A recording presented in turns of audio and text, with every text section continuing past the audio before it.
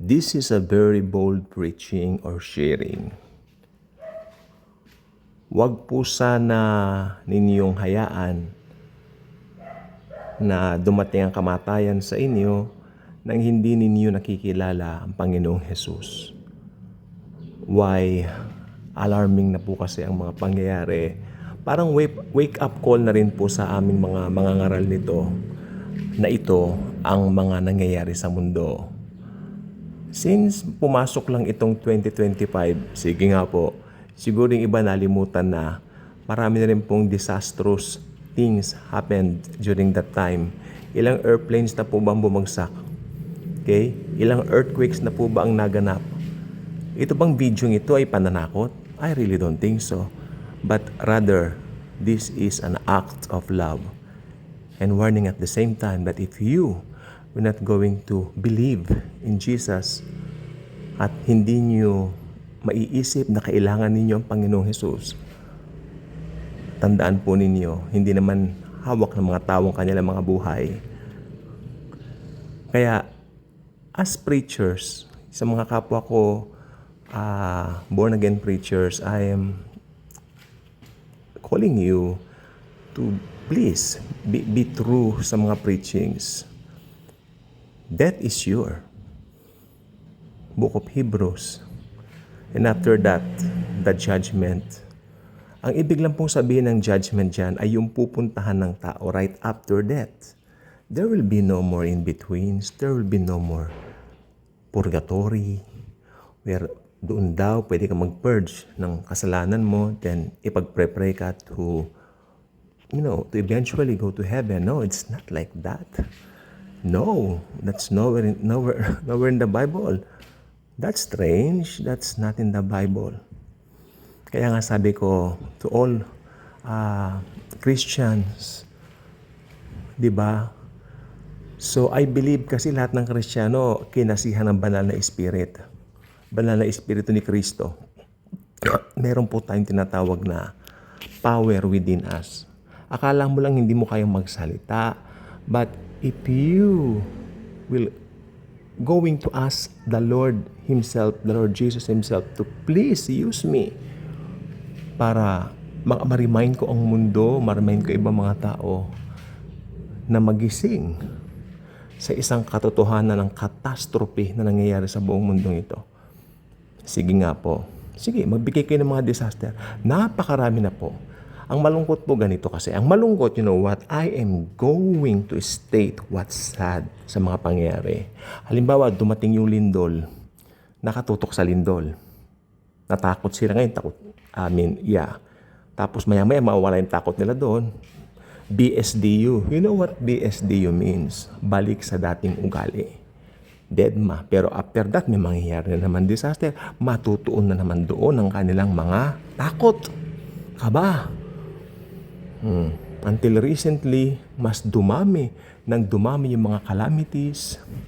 Bago dumating itong sa airplanes na ito na bumagsak, meron pong mga vloggers na biglang pinatay right in front of their TikTok live. The beautiful Miss Valeria Marquez. Hindi po ba? Biglang dumating. I mean, you know what? Don't you think na ang death is certain? At hindi lang po yun, biglaan siyang kumakatok kahit kanino. Pero ang maganda po niyan, kung nasa Kristo, kung si Kristo ay nasa iyo na, walang problema kasi alam mo ang pupuntahan mo right after. Makatitiyak ka right after. I'm going to share to you. Meron po akong talk sa isang, actually, malapit po sa amin to. Inaanak ng mother ko yung kanyang ate. So, medyo nagkapagkwentuhan kami kasi I'm not aware kung ano ang kanyang views regarding Jesus, the Lord, and all that, you know what. But I asked him. I gave him a New Testament, magandang balita, Biblia. Yung New Testament lang po. Yung nabili ko dito sa SM ng halagang 50 pesos lang. But it's fine. Binigyan ko sa kanya. Then sinabi ko, pwede ko po kayo matanong, kuya, ano ang view mo regarding sa kaligtasan? I asked him, Matitiyak po ba ninyo pag namatay kayo, pupunta ka sa langit? Aba, ang sagot niya ganito. Abay, hindi syempre hindi. Ang Diyos lang nakaalam kanya. So, makinig po kayo mabuti ha. Tayong mga Kristiyano, alam natin. We are saved by grace and we are sure about our salvation. Secured, forever secured.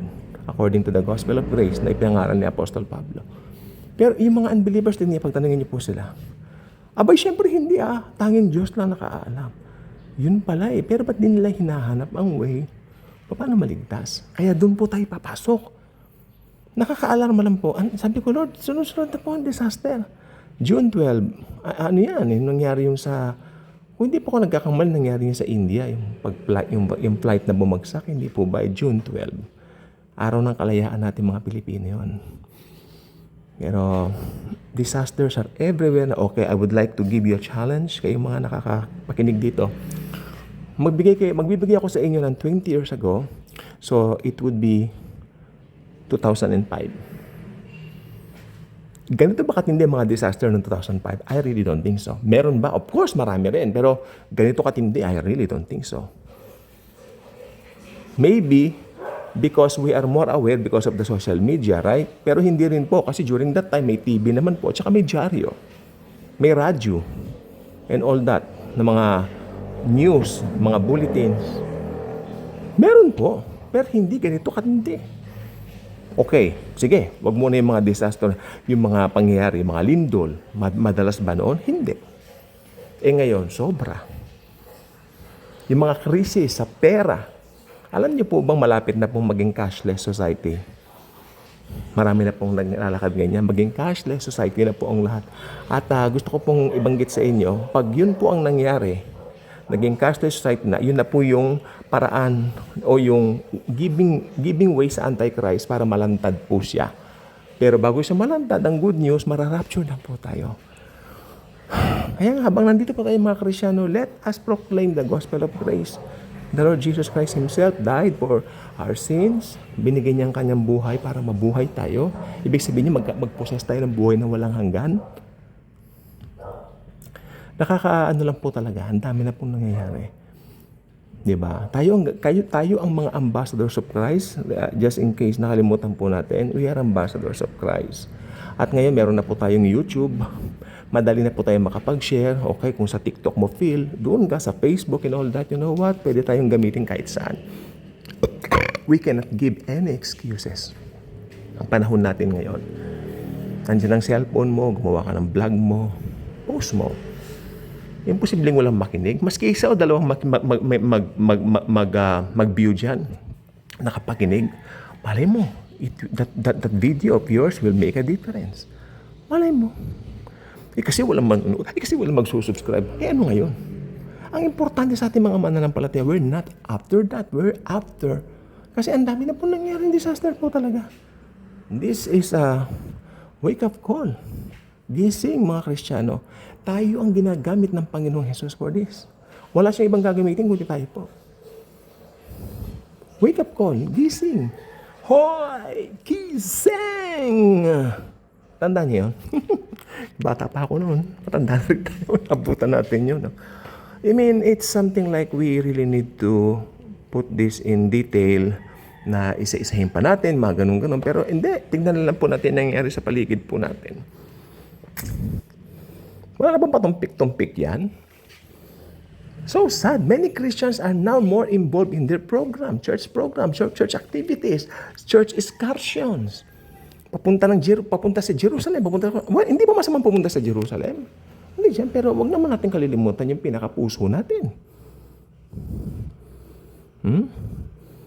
Some of my friends are planning going naman sa Italy. Meron silang, yes, maganda naman po yung magre-reach out sila sa mga mananampalataya doon.